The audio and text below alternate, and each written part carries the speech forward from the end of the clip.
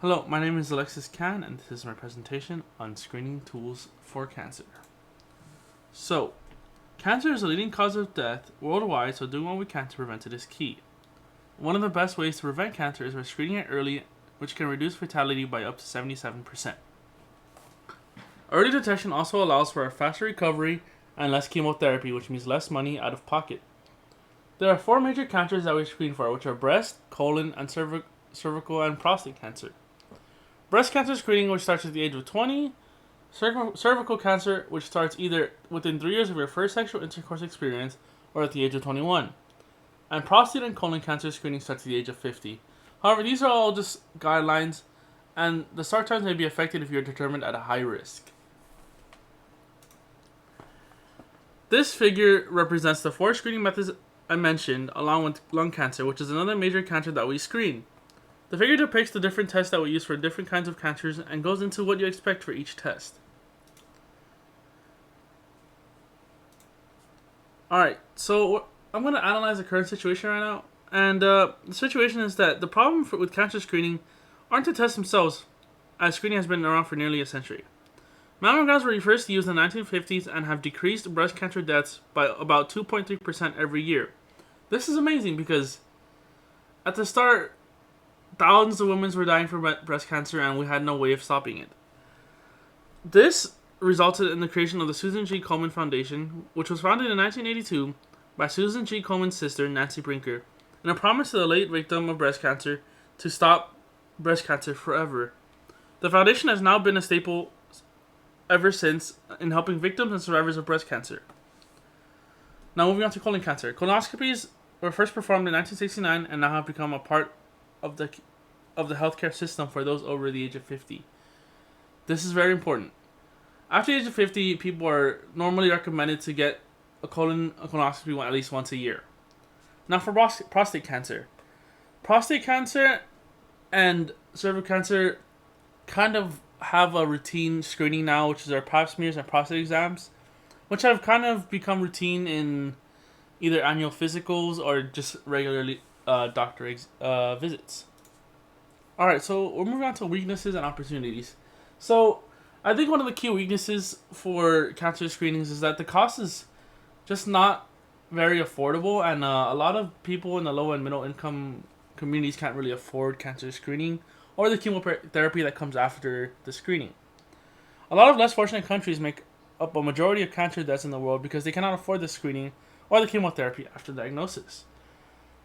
This creates opportunities to make screening cheaper and more affordable, and motivates us to outreach to communities and countries to educate them more on the benefits of screening.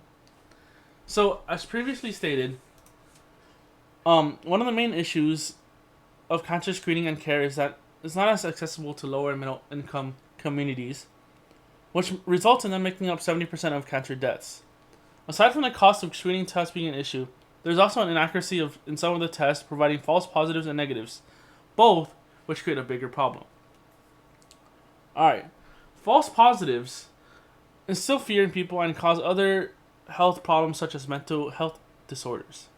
And false negatives result in a person living with cancer for years and not really knowing that they had cancer because they were provided a false negative.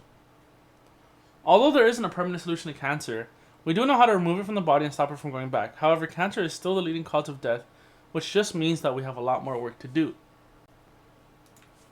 Alright, so when we're talking about alternatives, there aren't really many alternatives for early cancer detection, but there are some alternatives to the high cost exams that are performed. So for breast cancer, for mammograms, there are two alternatives, which are self-breast exams and clinical breast exams. These aren't as effective, but they are very much cost friendly because you can do the self-breast exams on your own, and clinical breast exams are performed with your family doctor or your doctor, which are obviously cheaper than getting an X-ray.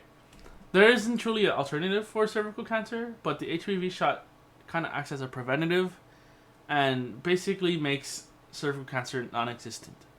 There are a few other early detection methods for colon cancer like FOBT and FIT, but they aren't as effective as using all the tests as one. Another alternative is to reduce the cost of cancer screening to make it more affordable. What I mean by this is that If we reduce the cost of testing for all tests, it means that we can use the most effective testing method to screen for the most effective, screen the most effectively, and reach the communities that we want the most.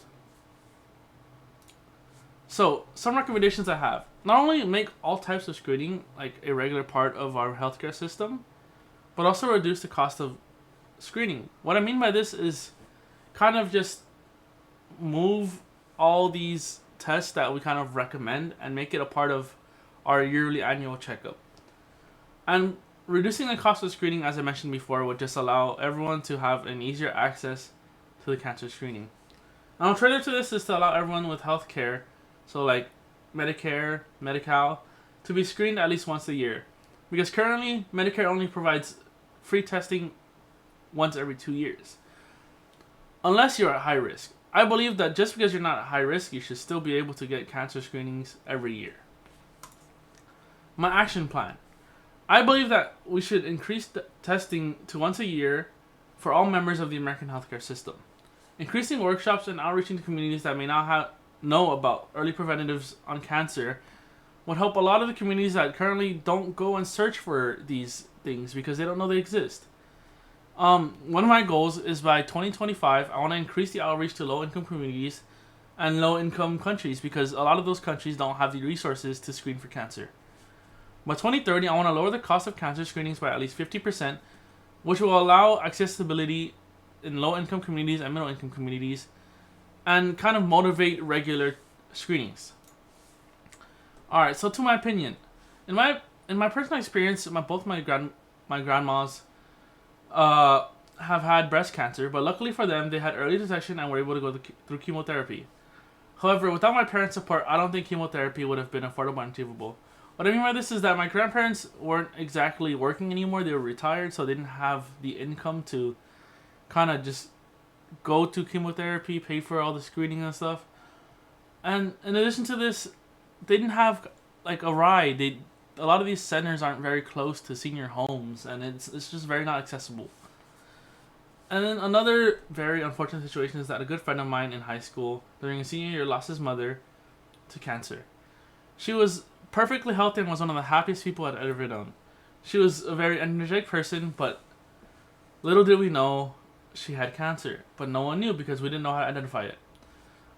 Outreaching to communities like mine would benefit the population by educating them on early detection and preventatives. What I mean by this is that if we target communities that don't really know about testing and don't really know about the preventive measures that we have in place, it'll reduce the amount of deaths of cancer tremendously, and I believe this is going to be very good for us as a community.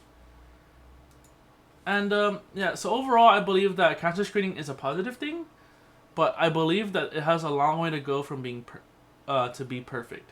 So this is the end of my presentation. Thank you so much, and have a nice day.